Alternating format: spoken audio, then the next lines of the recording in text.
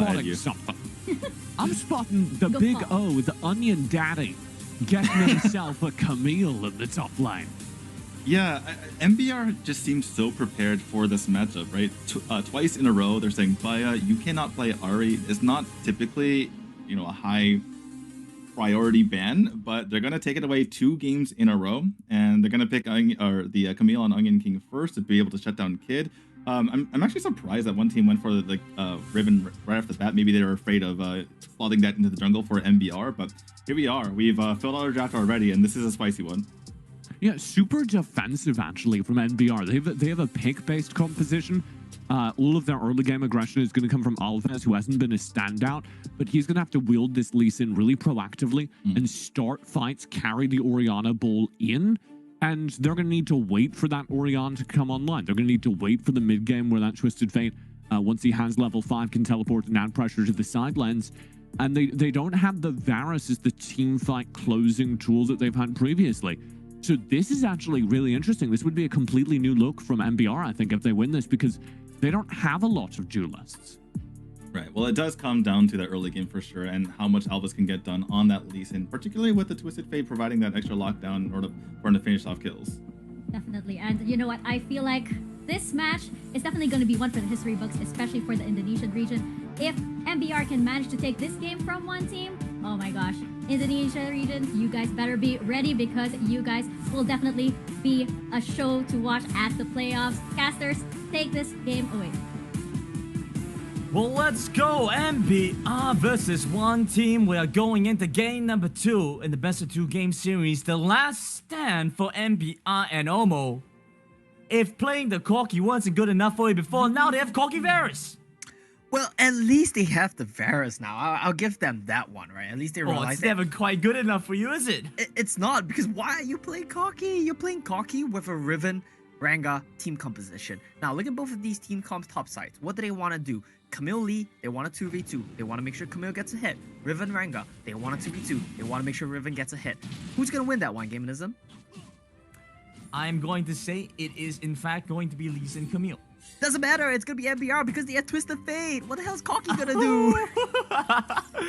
Well, there we go, being baited by a co-caster. A Saturn Fate truly never felt like anything else before.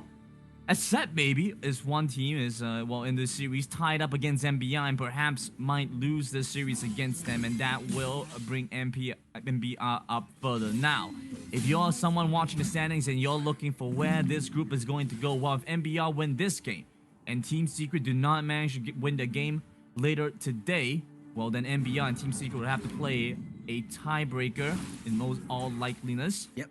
And so there's a chance for MBR to rise further up in the standings. So a lot lies along the line for MBR. You want to avoid the toughest seeds from Group B.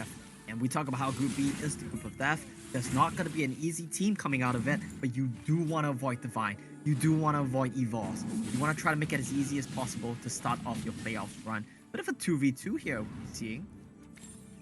Starts off a little bit strong for one team. Senyo gets the jump on him, but doesn't get much more done.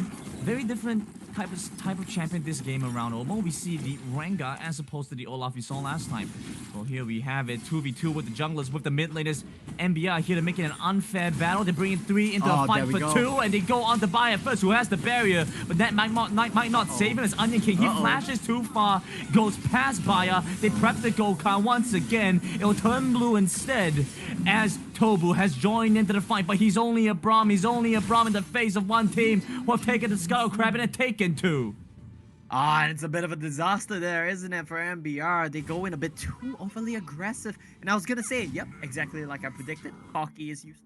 Kill him, you get out. But Corki was tanky enough because he had the barrier. Rengar has the raw. They have so many ways to stay alive. And the one-shot combo from MBR, it wasn't on point. They didn't get the CC stack off. And that means that one, they walk away. Both supports make it up in time. And that will be one team with a 700 gold lead. Nothing too amazing, but it's a good start for them. Well, that's a fake out, Omo. That's the plan. You fake them out, you make them think that the Corki is only out here to do damage, but he's actually a tank. He's actually out here soaking a million damage from MBR in this early game. Elvis gets nothing done. Okay, that makes a lot of sense, because I was thinking, like, Corki's such a useless carry. He takes so long to come online that it's really not worth it. But all this time, he's been a tank. That's what I've been missing. Exactly. Oh my There goodness. we go. That makes a lot One more team sense. with the strategies so in depth, we didn't even get to see it the first time around. It's only on the second, third, fourth. I don't even know how many times we look back, and then we start to realize what the true role of that Corki is going to be. Now, you talked about this Baron lane, you talked about this emphasis on getting Kid as well as Onion King ahead. We see Siu making his way towards the Baron lane, towards Onion King. Maybe looking to try and make a play happen, but Ooh, MBR what's this? hot on the tail trying to respond early, and it seems like the Ignite will do its job. Put Onion King low. He has to back not off. Yeah, but using that's just Destiny's about Gate it. in this situation is most definitely not it. The play is already over. What are you potting up for? To clear out 3 creeps?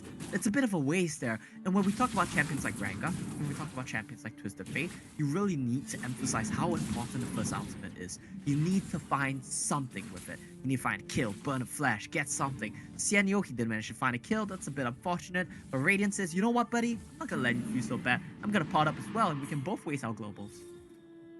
Well, Dragon's gonna be coming up. It's the Infernal one, the first on the board, as one MBR gonna reset, come back into this. But like you mentioned, those big key ultimates that we were looking for, Destiny Gate, the Thrill of the Hunt, not available for both sides. And so, one team might be looking to try and make something happen here, but it's gonna be a little bit more difficult because they don't have the Rivenol.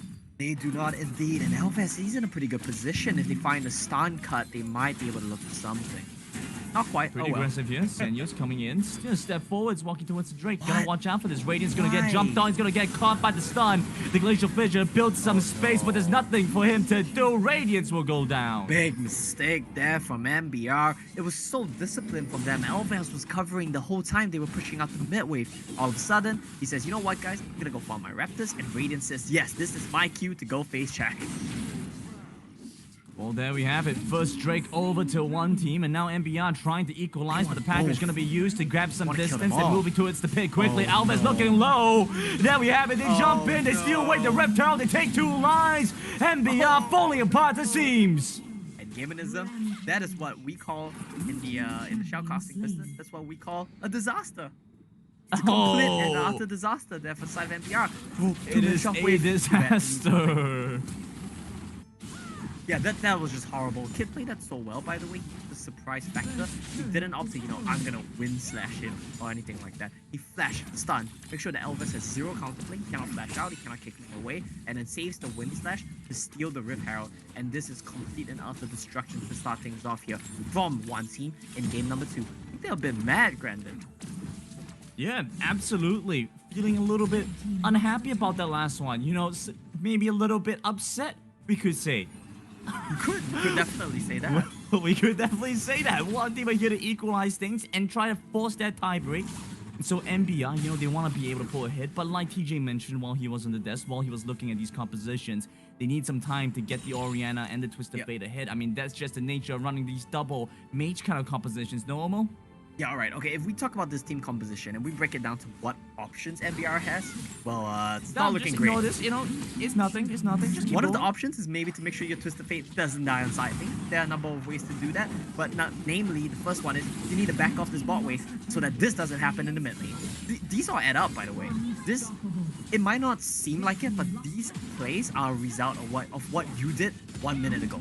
So you might not see it right now, right? But if we roll the tape 1 minute back, you can see how this plays out. MBR, they say, okay, we're gonna make a rotation to top lane, we're gonna break this turret here, and we're gonna bring 2 people along with us.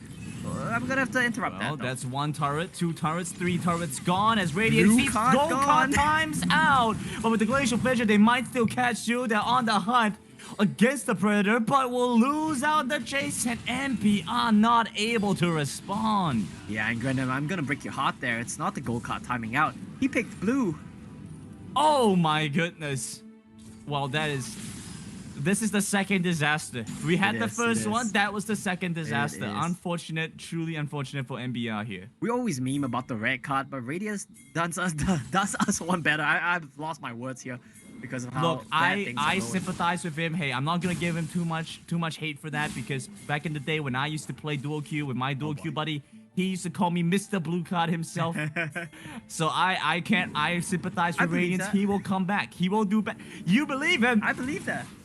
Oh, It sounds my about right to goodness. me, no? I am just getting hate left and right Hang today. on a second. MBR, they're feeling the pressure. They're feeling the hate. Look at this. So one team collapsing in. We see the Hextech all that much against them. Red card comes across by its Ninja 7 that finds the kill in that chaos. First it was blue, then it was red. Will the next one be gold? That's the question we have to ask ourselves here. As one team, they take another team fight win. And Onion King, it was a really good position there for him. But I feel like the problem is MBR, this team composition requires you to be so in sync. And MBR, they're playing like anything but in sync right now. They know how to play the simple team comps. They know how to front to back, Ferris will poke you, things like that. We control the waves. They're doing really great at those comps, honestly, not to take anything away from that. But when things are starting to get a bit complicated here, Blue card for more damage grind in this case. No, that was the go-kart. Oh, go-kart. I'm pretty sure I saw go-kart there. Gold did it? You know Yeah, what that so the means, next right? one He is blue wastes the again. charge. Yeah, so that means the next one is Yeah. blue again. Oh boy.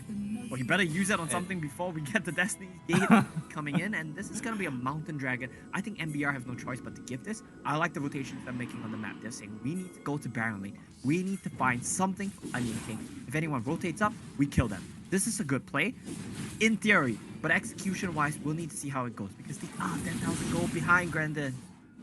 Yeah, smart play to just acknowledge not having to contest for the dragon, trying to make something happen on the sidelines instead.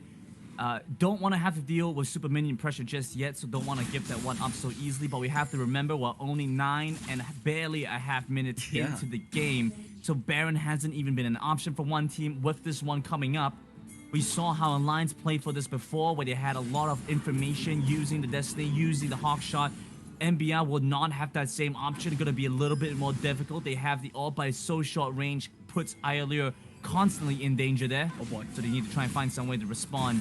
Looking a little bit dicey for Onion King, but he always has the hook shot. Camille, such a slippery target, hard to target down Oh by boy. Xienyo, who's jumping in, forces the no. flash away from the Camille. Destiny Gate's gonna come across. Oh. They're gonna jump back in. Gokhan locked and ready, but it doesn't have a target to use it on. Kid, Finally going to kid. expend it on the ribbon, but one by one, we're Nice starting to see MBR back off as one team's pressure is just too great to handle. And look at Cocky, he's coming over like, guys, let me help out here. I got a lot of damage. I'm a Cocky. He gets rip off though, so that's something for him. Yeah, needless to say, 4v5 game going extremely well for one team here. Kid is popping off in the back line, but once again, Vaya on this Cocky not doing so too much, and I'm very underwhelmed. Like once again. So once again, gonna see. Well, I mean, I suppose it's a similar concept as having a Ziggs, right, Omo? Well, the Ziggs has a ton of damage it's at the so end of the broken, game. man. It doesn't count. Well, I'm gonna give it the fair play anyway. Oh, no. Sanyo as well as Kid Here are we gonna go. make a play 2-on-1, trying to jump He's on out, the though. Onion He has King. no shot. Remember, he has no flash, he has no summoners, not any left from the previous fight, but will dodge away with the hook shot, so he gets to safety and beyond, barely slip away. Yeah, and there was no way to get that right there. Kid was a bit too far away, so the play wasn't exactly very well synced. Now, if we look at how the things are playing out on the map right now, Onion King's getting a lot of pressure on him. Look at the gold count. He's 5,000 gold down on Kid. He's 2 full items down. This is never gonna happen if there are no... The 1v1 is never gonna go well for MBR. So they really need to dig down. Like, what can we do instead? And I'm gonna be honest with you here, Grandin. The answer is basically next to nothing, as Baron gets started out by 1.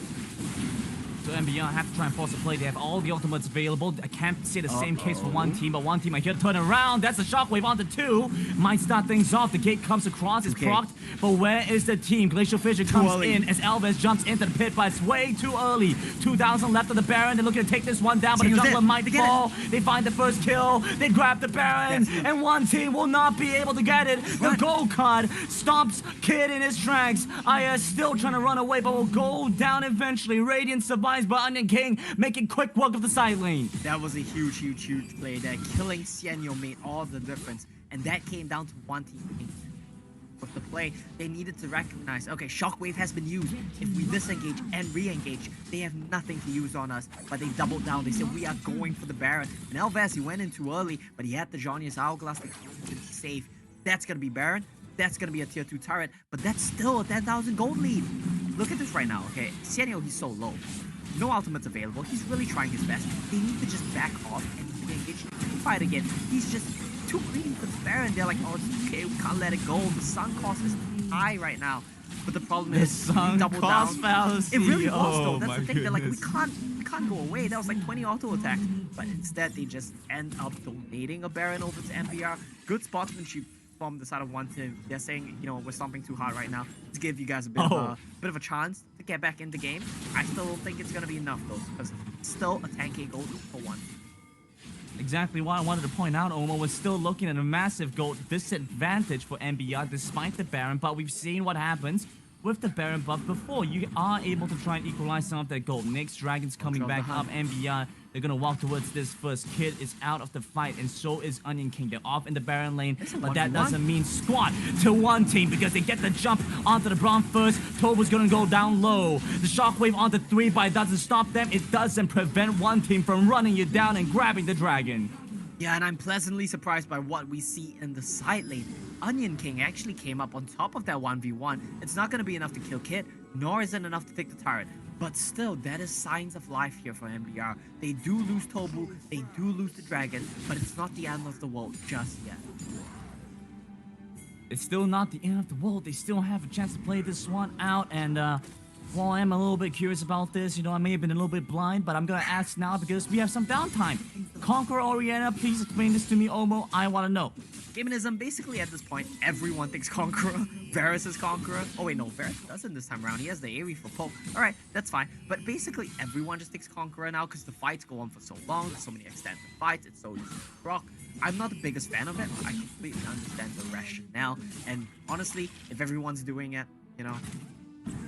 You got peer pressure. Some peer pressure there. Peer pressure if everyone were to jump off the cliff, would you jump off the cliff, Omo? I'm trying to think of an example in this game right now, but everyone's playing pretty well, so no one's jumping off cliffs just yet. There we go, Tobu's jumping off a cliff. Tobu might have jumped off the cliff there. He still has Gargoyle Stone Plate, the Unbreakable. It's a meaty barrier between him and the enemy team. One team is just standing there menacingly in the face of MBR. Look at what Radiance is. This is a very good position. The problem is MBR, one team, rather, they're disciplined enough to say, we don't need to take this fight right now. We don't need to force anything. Soul of the Hunt is down. Chains of Corruption are down. With 10k gold up, Baron's in 10 seconds. There's an Elder Dragon coming up. We have 2 dragons. We don't need to force. Let's be patient and we can end the game when we want to, really. Here we go. Oh, Baron's up. Tobu, he's here. He with the Glacial Fissure jumps on them, looking for the catch onto one team. Finds the first catch onto Ninja 7, but he's going gold and buying so much time. Shockwave barely gets anything done over to the back line. They finally take down the Camille Onion King instead. One by one, MBR will fall. They'll falter in the face of one team as a knockout comes through from Kid. It's just down to Elvis, the lone survivor from MBR. But what's he supposed to do against one team? I don't think it's going to be anything at all here. Almost as one team will equalize scoreline 1-1 and tie up this series. That's gonna be it. That's a 1-1, but that's a very dominant game 2 here from the side of one team. I think they got a bit mad.